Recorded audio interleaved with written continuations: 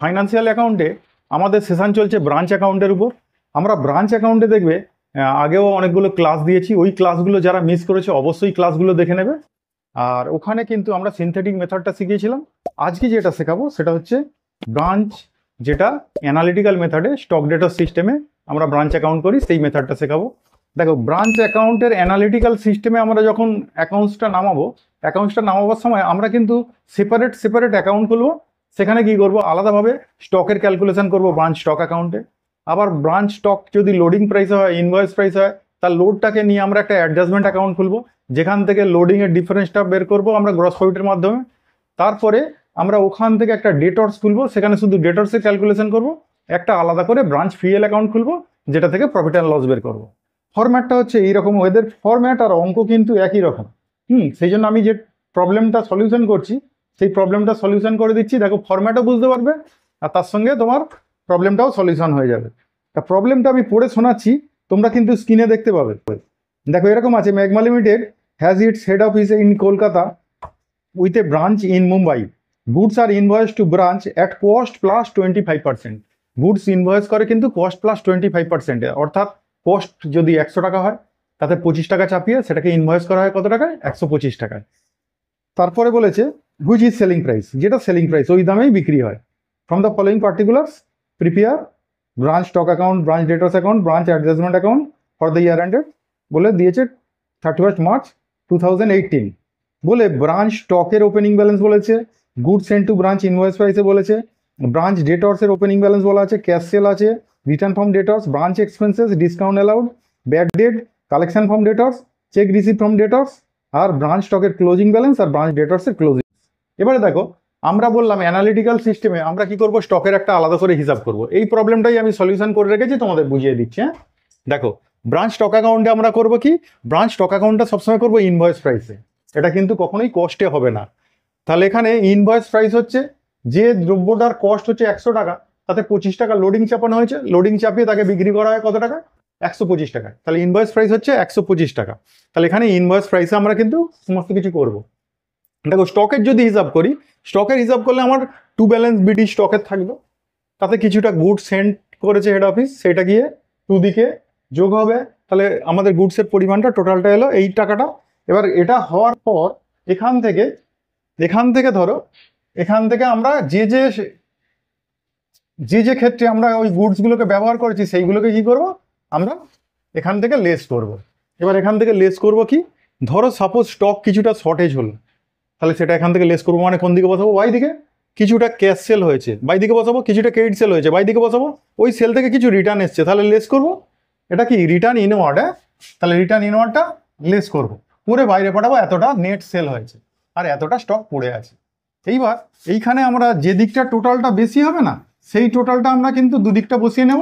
বসিয়ে নিয়ে আমরা দেখব কোন দিকটা কম পড়ছে।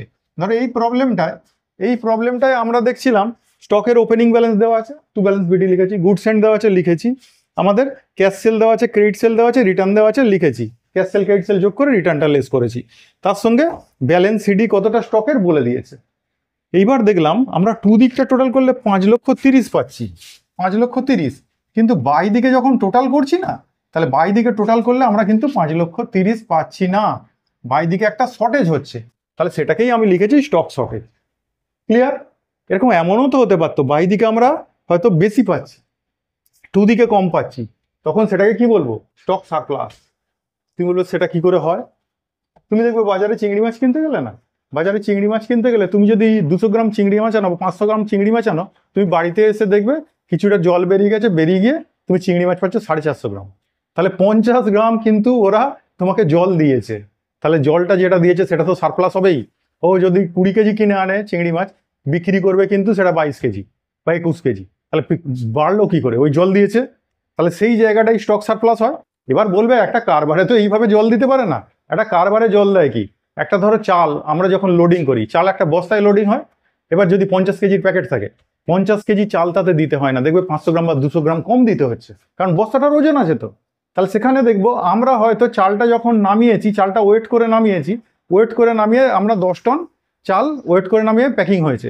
প্যাকিং হওয়ার পরে দেখা যাচ্ছে যে 10 টনটা বেড়ে গেল কিছুটা, কারণ ওই প্যাকেটের আছে তো, ওয়েট আছে তো, তাহলে সেই ওয়েটটাই স্টক সারপ্লাস হয়ে আছে, সেটা কোথায় আসবে? টু দিকে। তাহলে যখন দেখবো আমরা বিক্রি করেছি এতটা, এতটা পড়ে আছে, কিন্তু হাতে ছিল এতটা, এতটা পাঠিয়েছিলাম, তারপরে অতটা যে বিক্রি হয়েছে বা ক্লোজিং স্টকে পড়ে আছে সেটা বেশি হচ্ছে। বেশিটা হবে কি করে? এটা তো পুরোটাই ইনভয়েস প্রাইসে করা হয়েছে, আর সেলও হয়েছে কি ইনভয়েস প্রাইসে, তাহলে বাড়লো কি করে? তাহলে তখন ওই ওই বস্তা টস্তা যা অ্যাড হয়েছে ওর সঙ্গে সেইগুলো বেড়েছে, তাহলে সেইটাই স্টক সারপ্লাস বলে বসানো হয়। এবার কখনো কখনো হয় কি বলতো, আমরা এই সেলটা যখন করি, ক্যাশ সেলটা বলছি ইনভয়েস প্রাইসে করেছি, আর ক্রেডিট সেলটা মাঝে মাঝে বলে দেওয়া হয় কি বলতো, যে আমরা ওটা লিস্ট প্রাইসে করছি, বা প্যাকেটের গায়ে যে এমআরপি দেওয়া আছে এমআরপিতে করেছি। তাহলে এমআরপিতে করলে এটা তো ইনভয়েসের থেকে বেশি, তাহলে তখন কিন্তু একটা এক্সট্রা প্রফিট আছে, সেটা ওর জন্যও কিন্তু টু দিকে কম পড়তে পারে, সেটাকে বলে অ্যাপারেন্ট প্রফিট। অ্যাপারেন্ট প্রফিট বলে সেটা টু দিকে বসাতে হয়। ক্লিয়ার? তাহলে তাহলে অ্যাপারেন্ট প্রফিট তখনই আসবে যদি আমরা ইনভয়েস প্রাইসের বেশি দামে বিক্রি করি। হ্যাঁ, তাহলে এখানে স্টকের যখন আমি হিসাব করছি, আমার হাতে স্টক ছিল এটা, গুড সেন্ট হয়েছে এটা, তার মধ্যে সেলস হয়েছে এই দুরকম সেল এতটা, রিটার্ন এসছে এতটা, লেস করে এখানে পাঠিয়েছি, ক্লোজিং স্টকে পড়ে আছে এতটা। তাহলে এই যে স্টকটা আমার হাতে ছিল 5,30,000 টাকা, 5,30,000 টাকা এখানে বসালাম, তার থেকে দেখলাম বাই দিকে কম পড়ছে, তাহলে সেটাকেই বলেছি স্টক শর্টেজ। আর যদি বাই দিকটা বেশি হতো, টু দিকে কম পড়তো, সেটা লিখতাম স্টক সারপ্লাস। ঠিক আছে? এইবারে আমরা কি করব, আমরা একটা এইটারই লোডিংগুলোকে আমরা এখানে বসিয়ে আমরা একটা ব্রাঞ্চ অ্যাডজাস্টমেন্ট অ্যাকাউন্ট করব। তাহলে ব্রাঞ্চ অ্যাডজাস্টমেন্ট অ্যাকাউন্ট যেটা করব, সেটা কিসের? শুধু লোডিং প্রাইসের। এইবারে দেখো যে গুডসগুলো আমরা পাঠিয়েছি সব ইনভয়েস প্রাইসে, তাহলে এর লোডগুলোকে উল্টো দিকে ট্রান্সফার করব। তাহলে টু ব্যালেন্স বিডি যেটা আছে সেটা লিখবো বাই স্টক রিজার্ভ বিডি। তাহলে আমাদের লোডগুলো কত আছে দেখো, একটা করে দেখিয়েছি, 30,000 টাকা আমার ওপেনিং স্টক ছিল, তার উপর লোড হচ্ছে 25,125, মানে কত? 6,000 টাকা। ঠিক আছে? এইবার আমাদের গুডস এন্ড যেটা হয়েছে তার উপরেও তাহলে লোড 25,125 মানে 1/5, তাহলে 5 লাখের 1/5 কত দিয়েছি? 1,00,000 টাকা। আর এখানে হচ্ছে স্টক শর্টেজ যেটা আছে তার লোড টাকা আমরা এখানে বসাবো, স্টক শর্টেজ তারও 1/5 লোড বসিয়েছি, ক্লোজিং স্টক তারও লোডটা বসিয়েছি। তুমি বলবে স্যার সেলসের লোডটা বসালেন না? আরে সেলসের লোডটাই তো প্রফিট, সেটাকে আলাদা করে বের করেছি কি, এখানে লিখেছি ব্রাঞ্চ পিএল অ্যাকাউন্ট ব্র্যাকেটে গ্রস প্রফিট, ওই সেলসের লোডটাই প্রফিট। হ্যাঁ, তাহলে এই প্রফিটটা বেরিয়েছে। এবারে আমরা স্টক শর্টেজের লোডটা এখানে লিখলাম, তাহলে স্টক শর্টেজের কস্টটা কোথায় লিখব? স্টক শর্টেজের কস্টটা কিন্তু আমরা branch profit and loss account খুলেছি, সেই প্রফিট অ্যান্ড লসে লিখব।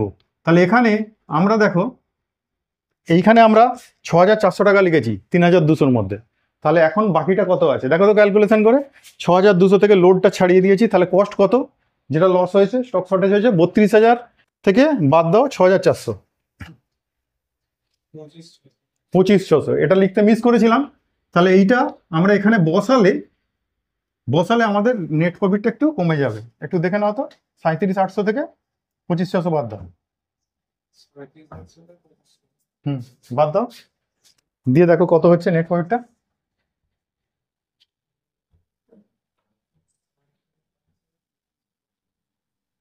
বলো।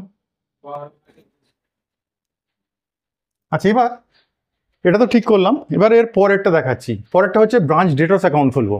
ব্রাঞ্চ ডেটর্স অ্যাকাউন্ট হচ্ছে যেখানে আমরা ডেটর্সের হিসাব করব, তার ওপেনিং ব্যালেন্স কত ছিল, তাতে হয়তো ক্রেডিট সেল হয়েছে, তাতে চেক ডিসঅনার হয়েছে। হ্যাঁ, এবার ডেটর্স আমাদের কি এন্ট্রি বলো তো? ডেটর্স হচ্ছে ডেবিট আইটেম। তাহলে ডেটর্স যত বাড়বে টু দিকে, আর যত কমবে কোথায় লিখবো? বাই দিকে, কারণ ডেটর্স তো আমাদের অ্যাসেটস। তাহলে অ্যাসেটসের সবসময় কি ব্যালেন্স থাকে? ডেবিট ব্যালেন্স থাকে। তাহলে অ্যাসেটসের ডেবিট ব্যালেন্স যেহেতু থাকে, তাহলে অ্যাসেট বাড়ালে ডেবিট করব, আর অ্যাসেট কমলে ক্রেডিট করব। তাহলে ডেটর্স বাড়লে ডেবিট করব, কমলে ক্রেডিট করব। ডেটর্সের ওপেনিং ব্যালেন্স কোথায় লিখেছি? ডেবিট দিকে। তাতে যদি আমরা কিছু টাকা ডেটর্সকে সেল করেছিলাম, কালেকশন হয়, তাহলে কালেকশনটা কোথায় লিখবো? বাই দিকে লিখেছি। ব্যাড ডেট হয়েছে, ডেটর্সটা পয়সা মেরে দিয়েছে, কমে যাবে ডেটর্স, বাই দিকে লিখেছি। ডিসকাউন্ট দিয়েছে ডেটর্সটা, ডেটর্সদের আমরা ডিসকাউন্ট দিয়েছি, তার ডিসকাউন্ট অ্যালাউড কোথায় লিখবো? বাই দিকে। আর রিটার্ন দিয়েছে ডেটর্সটা কিছু গুডস, তাহলে সেটাও বাই দিকে। আর ক্লোজিং ব্যালেন্স এটা পড়েছিল বাই দিকে। এর মধ্যে এই যে কালেকশন হয়েছে, এর একটা চেক ডিসঅনার হয়েছে, তাহলে আবার ডেটর্স সেটা বেড়ে যাবে, তাহলে ডেটর্সের টু দিকে লিখেছি 5,500 টাকা। এইবারে দেখছি আমাদের এইখানে বাই দিকের টোটালটা বেশি, সেই টোটালটা এখানে বসিয়ে আমাদের এখান থেকে ব্যালেন্সিং ফিগারে বেরিয়ে গেল কি? ক্রেডিট সেলটা। বোঝা গেল? যে ক্রেডিট সেলটা বেরোলো সেইটাকে নিয়ে গিয়ে তবে আমরা কিন্তু এইখানে বসাতে পেরেছি এই ক্যাশ সেল আর ক্রেডিট সেল। ক্যাশ সেলটা দেওয়া ছিল, ক্রেডিট সেলটা দেওয়া ছিল না, সেটা ডেটর্সটাকে কমপ্লিট করলাম। ডেটর্সটাকে কমপ্লিট করলে সেখান থেকে ক্রেডিট সেলটা আমরা এখানে নিয়ে এসে বসালাম। ঠিক আছে? তারপর আমরা এখানে ডেটর্সের ক্রেডিট সেলটা হলো, তো ডেটর্স ক্লোজ হয়ে গেল। ক্লোজ হওয়ার পরে আমরা করব একটা branch profit and loss account. এবার ব্রাঞ্চ প্রফিট অ্যান্ড লস অ্যাকাউন্টে এখানে যে গ্রস প্রফিটটা বেরিয়েছিল 92,800, সেটাকে বাই দিকে ব্রাঞ্চ অ্যাডজাস্টমেন্ট ব্র্যাকেটে গ্রস প্রফিট বলে লিখে দিলাম। ঠিক আছে, 92,800। এইবারে দেখো আমাদের একটা এক্সপেন্সেস দেওয়া ছিল, সেটা লিখেছি টু দিকে। এই যে ব্যাড ডেট হয়েছে এটাও তো পিএল এর খরচ, ডিসকাউন্টটাও পিএল এর খরচ, এখানে পিএল এ বসিয়েছি। আর এই স্টক শর্টেজ যেটা হয়েছিল তার লোডিংটা দিয়েছি এখানে, আর স্টক শর্টেজের যে কস্ট প্রাইসটা সেটাকে দেখছি পিএল অ্যাকাউন্টে 25,600 টাকা। এটা বসানোর পর এই গ্রস প্রফিট থেকে এই সমস্ত খরচাগুলো বাদ দিলে বেরিয়ে গেল নেট প্রফিট। ক্লিয়ার? তাহলে আমাদের স্টক ডেটা সিস্টেমে আমাদের খুলতে হবে একটা ব্রাঞ্চ স্টক অ্যাকাউন্ট যেটা ইনভয়েস প্রাইসে হবে, একটা ব্রাঞ্চ অ্যাডজাস্টমেন্ট অ্যাকাউন্ট যেটা শুধু লোডিংটা হবে, একটা ব্রাঞ্চ ডেটার্স অ্যাকাউন্ট যেখান থেকে ক্রেডিট সেল বেরোবে, ক্রেডিট সেলটা বলে দেওয়া থাকে না, ওটা বের করতে হয়, সেই ক্রেডিট সেলটাকে এখানে টানবে তুমি। আর একটা খুলতে হয় branch profit and loss account যেখান থেকে নেট প্রফিটটা বেরিয়ে আসবে। এবারে আমি কিন্তু টি ফর্মে করেছি, তোমরা যেন টি ফর্মে করো না। তোমরা লেজার যেইভাবে ঘর কাটতে হয় পুরো লেজারের সেইভাবে ঘর কাটবে। লেজারের ঘর কেটে তবে সেইভাবে করবে, কিন্তু একেবারেই এইরকম টি ফর্মে করতে যাবে না, তাহলে মার্কস কাটবে। তারপর ডেবিট ক্রেডিট দিতে হবে, এগুলো সমস্ত আমি তাড়াতাড়ি করেছি সেই জন্য এগুলো দিইনি। Debit credit particular amount rupees সমস্ত কিছু লিখবে, ঠিক আছে, ঘর টেনে সমস্ত কিছু লিখে তারপরে কিন্তু পোস্টিংগুলো করবে। আগে কিন্তু এইরকম টি ফর্মে করতে যাবে না, ঠিক আছে? তাহলে সমস্ত ঘর কেটে করবে, অবশ্যই করবে। তাহলে বোঝা গেল যে স্টক ডেটা সিস্টেমটা কি বা অ্যানালিটিক্যাল সিস্টেমটা কি। তাহলে এখানে স্টক অ্যাকাউন্ট খুলছি, স্টকের হিসাব করছি, সেটা ইনভয়েস প্রাইসে। ব্রাঞ্চ অ্যাডজাস্টমেন্ট খুলছি, সেখানে ওই স্টকের যে লোডগুলো আছে সেই লোডগুলোকে উল্টো দিকে খালি ট্রান্সফার করেছি। টু দিকে যেগুলো আছে তার লোডকে লিখেছি দেখো বাই দিকে, বাই দিকে যেগুলো আছে তার লোডকে লিখেছি টু দিকে। শুধু লোডটা কার দিয়ে নি, সেলসের লোডটাকেই কি বলেছি, গ্রস প্রফিট, সেইটাকে আবার ট্রান্সফার করেছি কোথায়, পিএল অ্যাকাউন্টে। পিএল অ্যাকাউন্টে বাই দিকে ট্রান্সফার হয়েছে। আর ডেটস অ্যাকাউন্টে ডেটস সম্পত্তি, তাহলে তার ডেবিট ব্যালেন্স থাকবে, ডেবিট ব্যালেন্স লিখেছি। ডেটস যত বেড়েছে টু দিকে করেছি, আর যত কমেছে বাই দিকে করেছি। ডেটসের বাই দিকে সমস্ত আইটেম দেওয়া ছিল, এখান থেকে ব্যালেন্সিং ফিগারে কি বেরিয়েছে, ক্রেডিট সেলটা। যেটা ক্রেডিট সেলটা বেরিয়েছে সেই ক্রেডিট সেলটা কিন্তু এখানটা বসিয়ে তবেই কিন্তু আমরা এই ব্রাঞ্চ স্টক অ্যাকাউন্টকে কমপ্লিট করতে পেরেছি। তাহলে আগে ডেটসটা ক্লোজ করবো, তারপরে স্টক অ্যাকাউন্ট ক্লোজ করবে। স্টকের এবার লোডিংগুলো উল্টো দিকে দিয়ে অ্যাডজাস্টমেন্ট ক্লোজ হবে, অ্যাডজাস্টমেন্ট থেকে গ্রস প্রফিট বেরোবে, গ্রস প্রফিটটা ট্রান্সফার করবে কোথায়, প্রফিট অ্যান্ড লসে। তার থেকে এই খরচাগুলো সমস্ত বাদ দিয়ে দিলে নেট প্রফিট বেরোবে। তাহলে বোঝা গেল? তাহলে আশা করছি মোটামুটি বোঝাতে পেরেছি। পরের ক্লাসে আরও একটা প্রবলেম সলিউশন করব। তাহলে আরও একটা প্রবলেম সলিউশন করে দেখাবো এই স্টক ডেটা সিস্টেমে কীরকম করা হয়, আরও একটু ক্রিটিক্যাল প্রবলেম একটু সলিউশন করে দেখাবো। পরের ক্লাসে আবার দেখা হচ্ছে। আজকের মতো এটুকু, টাটা।